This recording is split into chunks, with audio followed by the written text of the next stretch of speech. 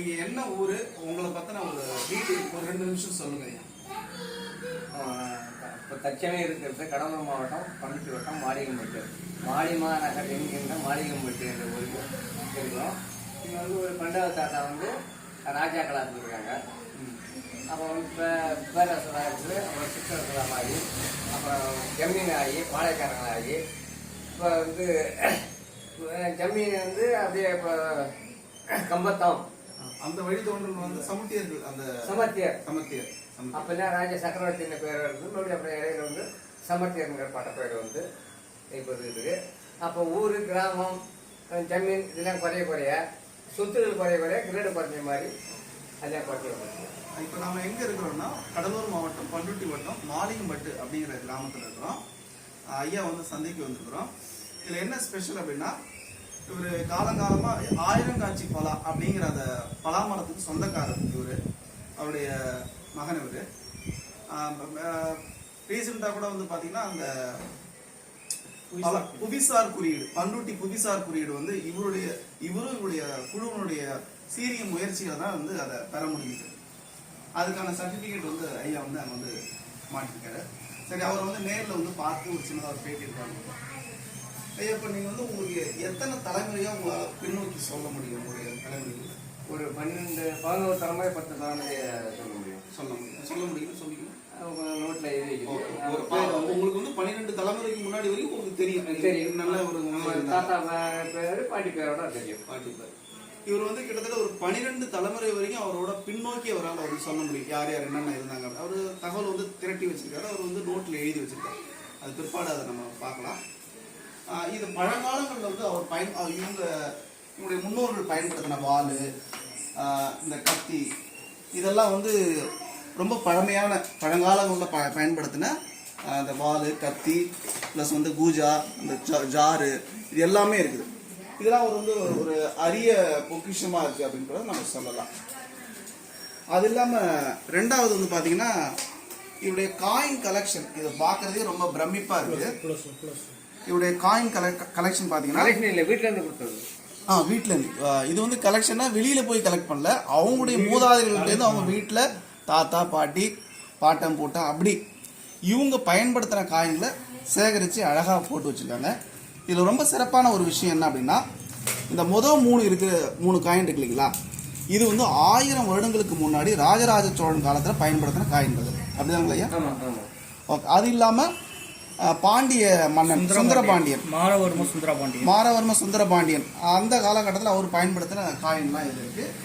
5ஆம் ஜார்ஜ் மன்னர் அவர் பயன்படுத்தின காயின்லாம் இது வந்து அரிய காயின்லாம் வச்சுருக்காங்க.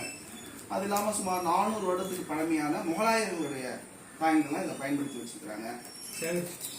ஜார்ஜ் மன்னர் ப்ளஸ் வந்து ஜார்ஜ் மன்னர் அவங்களுடைய காயின்லாம் இருக்குது. சுந்தரபாண்டியனுடைய காயின் இருக்குது. பைஸ் இந்தியா அப்படின்னு சொல்லிட்டு இவருடைய காயின் இருக்குது. அதுக்கடுத்து பார்த்தீங்கன்னா எட்வர்டு 7 மன்னர், எட்வர்டு 7ஆம் மன்னர், ஆங்கில மன்னருடைய அவர் காலகட்டத்தில் அந்த காயின். இவருடைய வேலை தான் இன்னைக்கு ஒரு காயின் சொசைட்டி கோயம்புத்தூர்ல வந்து இந்த காயினோட மதிப்பு கிட்டத்தட்ட 1 லட்சம் ரூபாய்க்கு ஐயா கிட்ட வந்து கேட்டிருக்காங்க. பேப்பர்ல வெளியிட்டு இருக்காங்க. பியூர் வெள்ளியால இது செய்யப்பட்ட ஒரு காயின் அப்படின்னு சொல்லலாம். இதுல குறிப்பா என்னன்னா இந்த காயின் பாருங்க, இது வந்து பாத்தீங்கன்னா விக்டோரியா மகாராணியோடைய காயின். இது என்ன சிறப்புனா, அந்த அவங்க ஷர்ட்ல உள்ள டை இருக்கு இல்லைங்களா, அந்த டை கூட தெளிவா அந்த காயின்ல பிரிண்ட் ஆயிருக்கும். இதோடைய ஆண்டு வந்து இதுல இருக்கும் பாருங்க, 1862.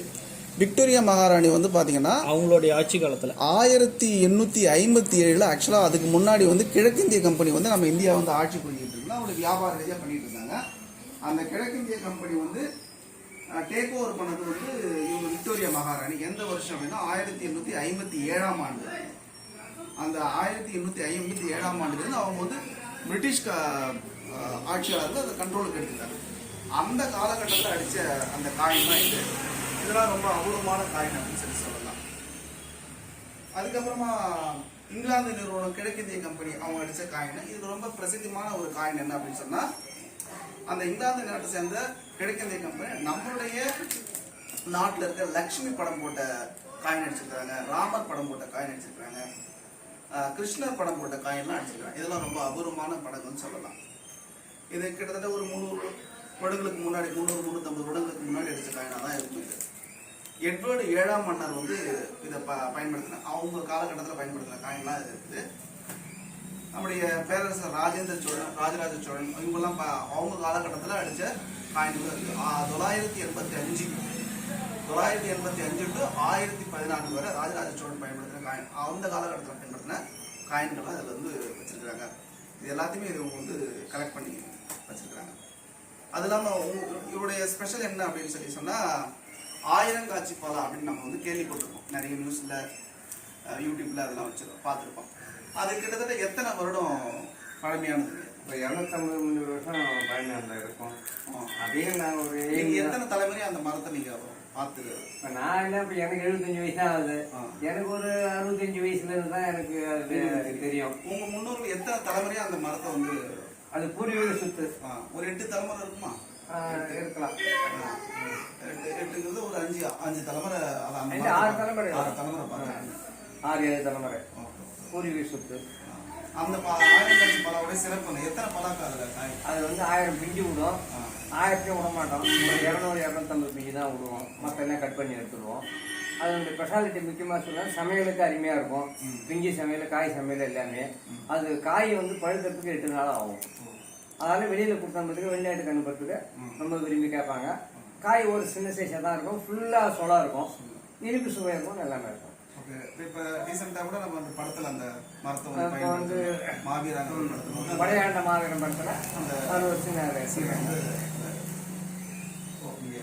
இந்த பொருட்கள்லாம் எவ்வளோ பழமையானது? இதை பற்றி எந்த காலத்து பழமையானதுன்னு நாங்கள் சொல்றது இல்லை. வீட்டில் இருந்தது அதை பராமரிச்சு வச்சிருந்தாங்க. இதுல ஒரு தகவல் என்னன்னா, இது வந்து வெள்ளி.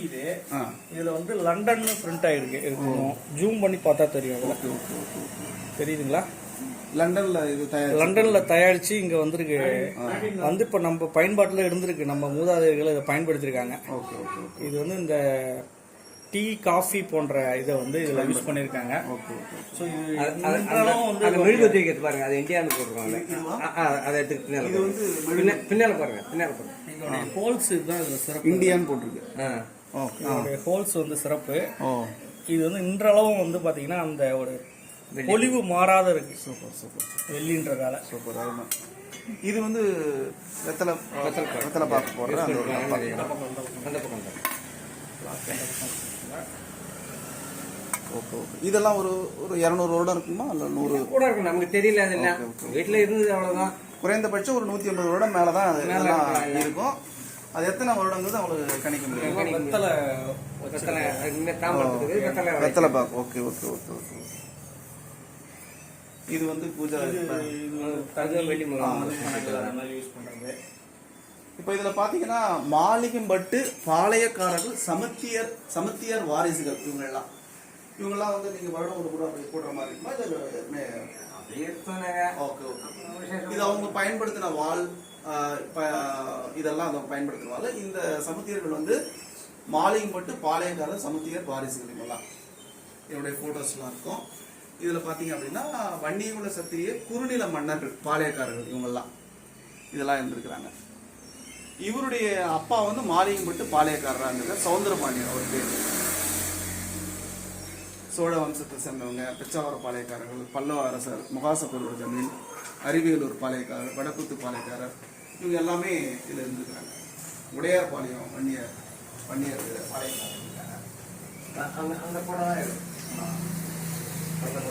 இது வந்து பாத்தீங்கன்னா புவிசார் குறியீடுக்காக பண்ருட்டி பலா வந்து புவிசார் குறியீடு வாங்கின சர்டிபிகேட். அதை அவங்க வீட்டில் வந்து வச்சிருக்காங்க. இது ரொம்ப பெருமையான ஒரு விஷயம் சொல்லலாம். இது வந்து ஆயிரங்காசி பலா, அதுக்கான ஒரு ரெகக்னேஷன். இது வந்து ராயல்டி கொடுத்துருக்காங்க. அந்த மரத்துக்கு வந்து பாத்தீங்கன்னா ராயல்டி. மத்திய அரசு அங்கீகரிக்கப்பட்டது. ரொம்ப மகிழ்ச்சி.